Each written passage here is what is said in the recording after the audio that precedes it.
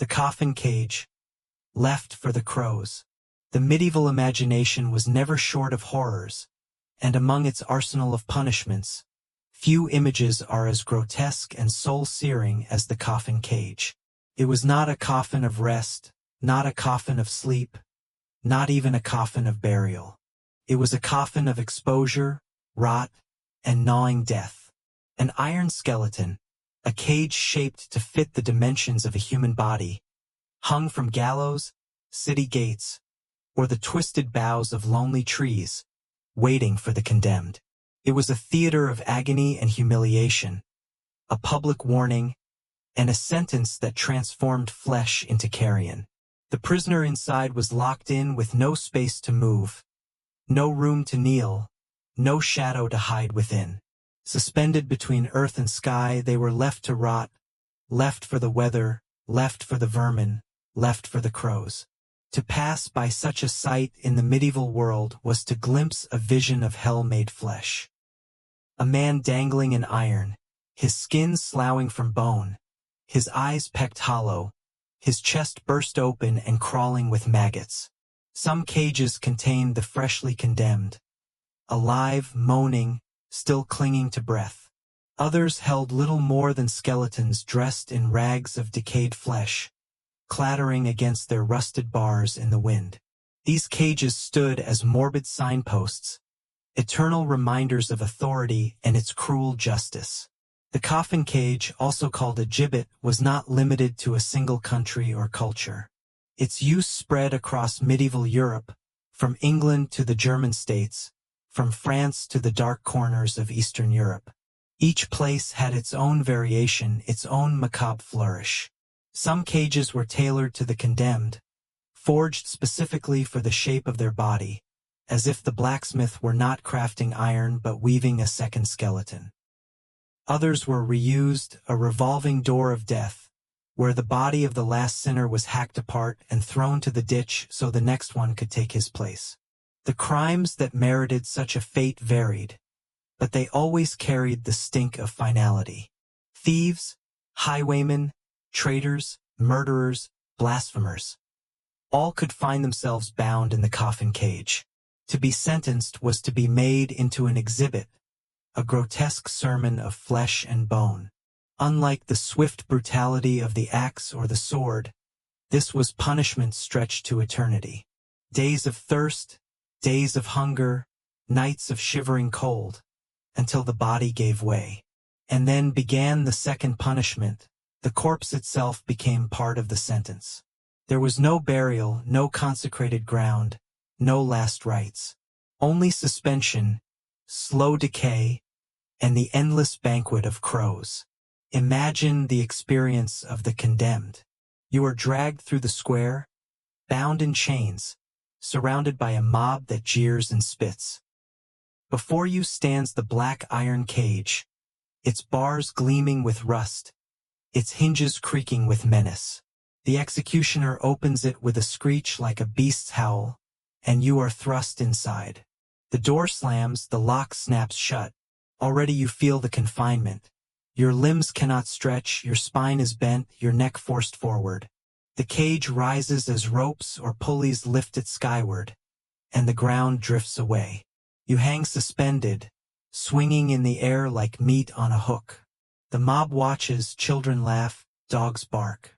The air is filled with the stink of old death, of rusted metal, of rotting flesh still clinging from the last victim.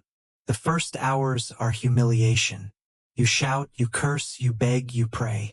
But the crowd disperses, leaving you to silence. The sun burns your skin, your lips split, flies gather. By night, the cold sets in, gnawing at your bones. Sleep is impossible. And then the birds come. Ravens at dawn, crows at dusk, black wings circling. They perch on the bars, peck at your wounds, tug at your eyes, tear at your tongue. You try to fight them, but your hands cannot move far enough, your body too weak to thrash.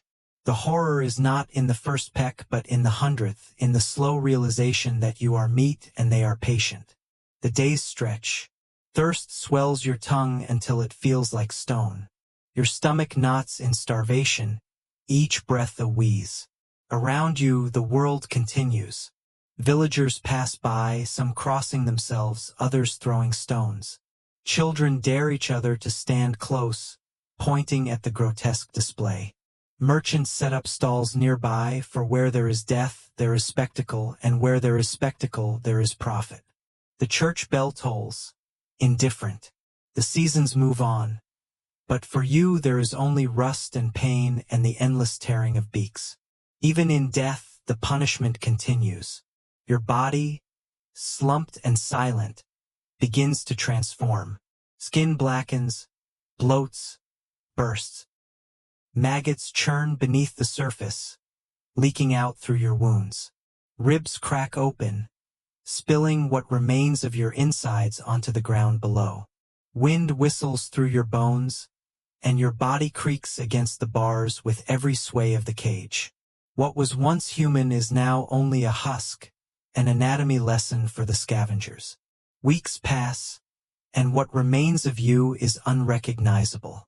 Months pass, and you are only bones, clattering with the wind. A skeletal warning that justice has been served. The psychological terror extended beyond the victim. Families of the condemned bore the shame, their name forever marked by the dangling corpse. Villagers lived with the constant reminder of mortality. At night, travelers spoke of the cages groaning in the wind, of skeletal fingers scratching the bars, of hollow eyes that glowed in moonlight. Tales spread that the souls of the gibbeted could not rest, their spirits trapped with their bones, forever wailing from their aerial prisons. The cage became not only a punishment of flesh but of spirit, an eternal damnation forged in iron. The coffin cage lingered for centuries, its shadow stretching into early modern times. Even when its use waned, the memory remained, etched in folklore and nightmare. Today, rusted relics survive in museums, silent but still shrieking their old song of horror. Standing before one, you can still imagine the shape it once held, the cries it once echoed, the crows it once fed. The air of death clings to it still, as if the centuries cannot wash away the blood that once seeped across its bars. In the medieval world, justice was never gentle. It was a theater of terror, a spectacle of cruelty, a sermon written not with ink but with flesh. And the coffin cage was one of its darkest sermons. A forest of iron skeletons, hanging along the roads, waiting at the gates, swaying in the fields. They said more than any decree or proclamation ever could. They whispered to the living, "Stray, and this will be you." The coffin cage did not merely kill. It erased. It erased dignity, erased hope, erased memory. You became nothing but a meal for the crows, an exhibit for the masses, a shadow that swung in the wind until even the bones fell apart. And so, the medieval world carried on beneath its grim harvest of iron and bone. Farmers plowed their fields in sight of the cages. Monks prayed within earshot of the moaning condemned. Children grew up seeing the dead hang above them, a natural part of their horizon. The coffin cage became landscape, as much a part of the world as church spires or castle walls. Death was everywhere in the Middle Ages, but here it was put on display.